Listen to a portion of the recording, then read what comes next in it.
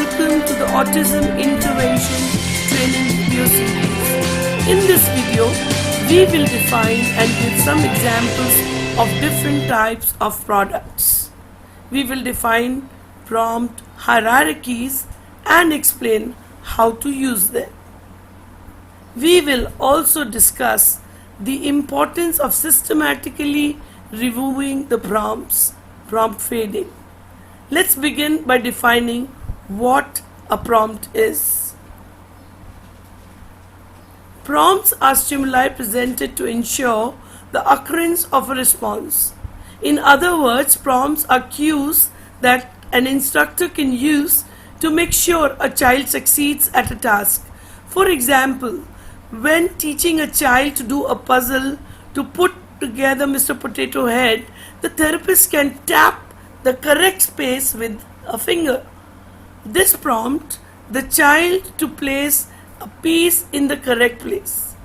When teaching a child to brush his teeth, the therapist might physically guide the child's hand through the motion. This ensures that the child performs the correct action of brushing a teeth. The variety of product is almost endless. We will discuss the one used most frequently. Let's begin with physical prompts. With physical prompts, the therapist physically moves the child to make the correct response. One common physical prompt is a hand-over-hand prompt.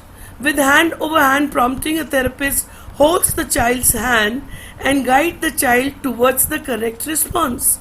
For example, the therapist could guide the child's hand to show him how to put a lace through the correct hole and how to write a letter. All these involves a lot of physical support. So we notice that the therapists very closely work with the child for such prompts. So when the instructions are given by modeling, children find it very easy to follow. Let's understand another prompt, which is modeling the correct response. With modeling, the therapist acts out the response. This ensures that the child observes the response being done correctly. Modeling prompts. For example, when teaching a child to play feed a doll, you could model feeding a doll to the child before asking the child to feed a doll. So once it is done very closely, the child observes and then starts to feed a doll herself. Note, in this example, the therapist also used some physical prompts. Here is an example of the therapist using modeling prompt with block building. So the therapist is first assigning the job to the child and then demonstrating how to do it, and finally encouraging the child for achieving the kind of the result expected, and child feels good repeating the action as explained by the therapist. Very well done. That is amazing. Gestural prompts. Gestures are another type of prompts. Gesture include pointing towards, looking at, or otherwise gesturing to indicate a correct response. For example, when asking a child to touch a yellow card, you could tap the correct card. Visual prompts.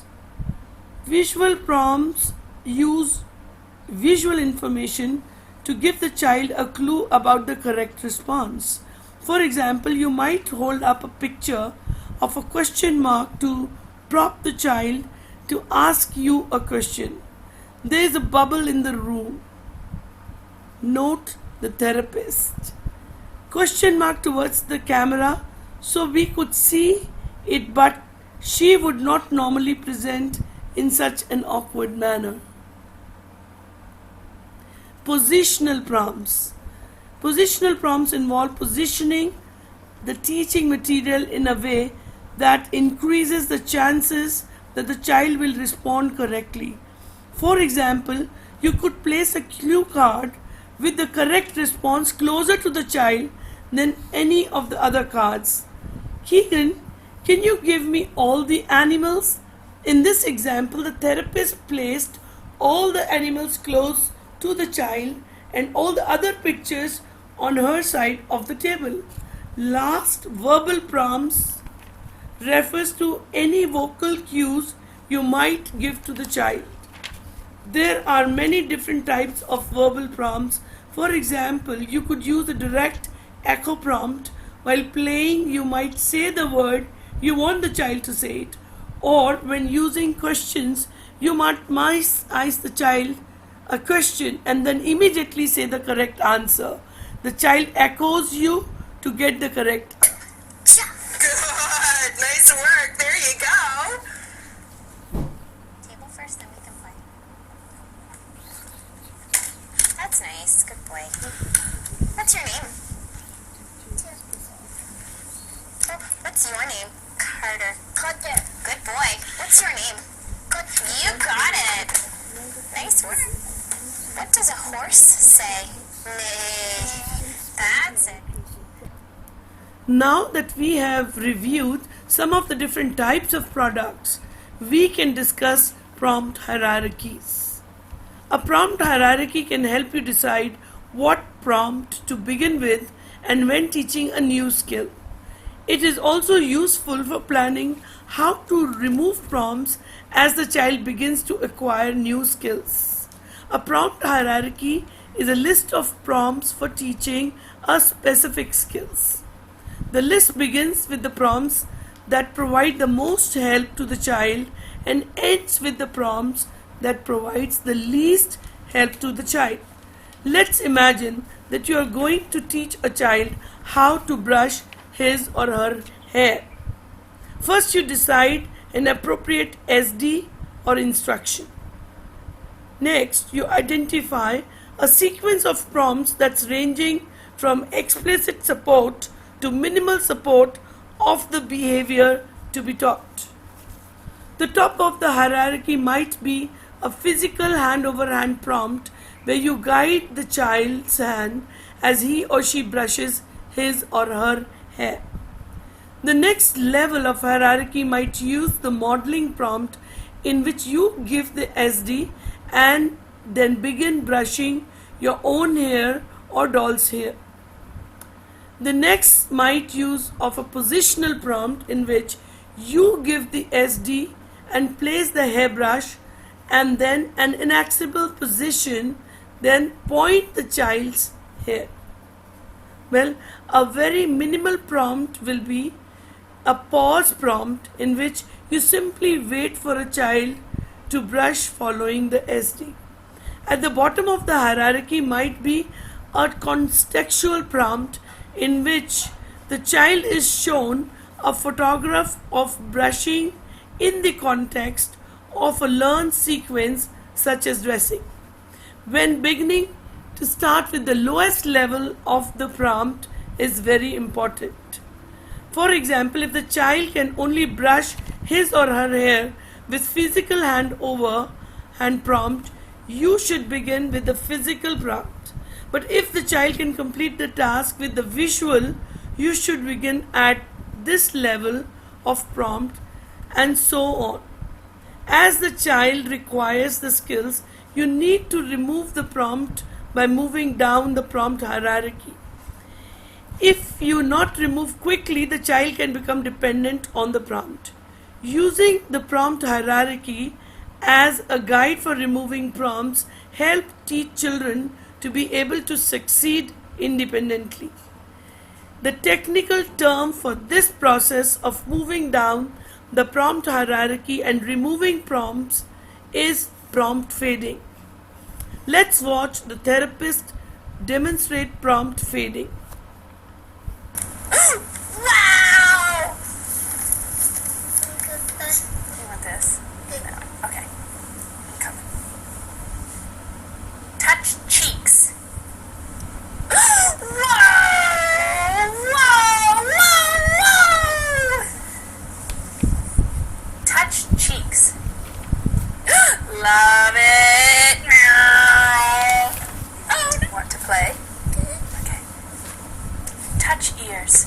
Whoa! It's all yours!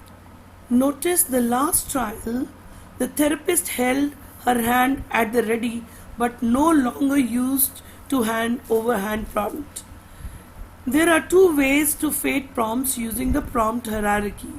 The first way is to fade the intensity of the prompt within the level of the prompt hierarchy. The second way is to test or probe the child's competence at the next lower level of the prompt hierarchy. With both methods, the goal is to fade prompts as quickly as possible while ensuring maximum success. It would be great if children could be prompted with such accuracy and precision that they never give an incorrect response. Of course, this goal is unattainable. However, we can try to minimize errors by fading prompts only when we think the child can succeed with a lower intensity or lower level prompt. To fade the intensity of the prompt within a level of the prompt hierarchy, we make it less and less noticeable. For example, when using hand over hand prompts, you can start to apply less pressure gradually, allowing the child to move his or her hand independently. You can fade point prompt in a similar manner by gradually gesturing in smaller and less noticeable ways, or you could feed a verbal prompt by giving less verbal instructions, or by only saying the first syllable of the correct response rather than the whole word. Once you have faded the intensity of the prompt, you can believe that the child can succeed at the next level in that prompt hierarchy. You can probe the child's readiness. You do this by moving down one prompt level in your hierarchy and determining if the child is successful. If the child succeeds, you can stay at the lower level prompt and begin fading towards the next lower level. But if the child does not succeed, you go back up the previous level and prompt where the child was successful. Yeah. Oh wow, look, you made steps. Give me a high five. More steps.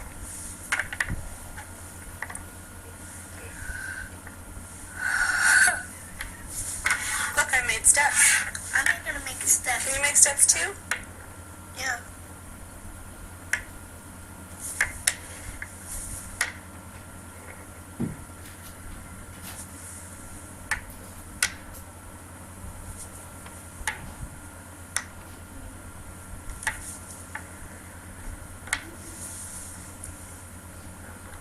Steps. Oh, that's very good, Keegan. Here's your chains. There you go. Look, I built steps. Can you build me some steps? Yeah. On the ball. Oh, that's a good job. Here's your dirt truck. Yes, got that truck. Got that truck today. As a mice can say you. Look, Keegan, I built steps. No, it's not use. Can you make me some steps? Yeah. That's perfect. Good job. Here you go. And that's built. So he's gonna go home. We have defined what a prompt is and given examples of some of the more commonly used types of prompts. We discussed prompts hierarchies and demonstrated how they can be used to begin teaching a new task, as well as how they can be used for fading the prompts. As we reach the end of this video, we must emphasize that fading prompt is one of the most important things you need to remember. Therefore, for a very moment you begin using prompts, you should be thinking about how best you can remove them. Thank you.